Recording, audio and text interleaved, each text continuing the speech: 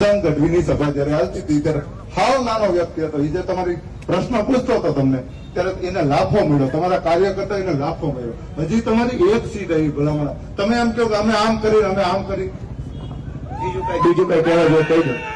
તમારું નામ ને ગામ ને બધાને ખબર પડે કોને પૂછ્યું. ભાઈ મારું નામ કાંદલભાઈ ઉર્ફે સુભાષ આયર. હું સેવા જ કરું છું, ગામની સેવા જ કરું. હું નાના માણસની સેવા જ કરું. તો કમાણીમાં શું છે? નકરી સેવા કરો, કમાણી કઈ છે?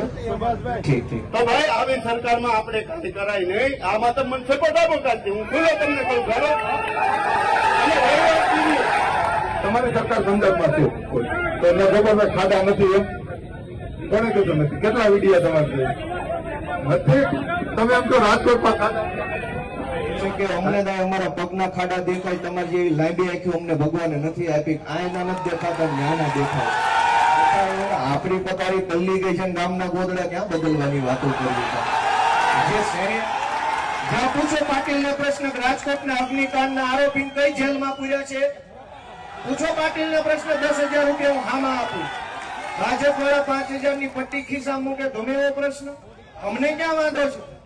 પણ આપું 10,000 રૂપિયા. પૂછો સંઘવીને પ્રશ્ન, ગંભીરા ઉપરથી બ્રિજની નીચે તૂટીને જેમ મરી ગયા ને કઈ સહાય આપી તમે?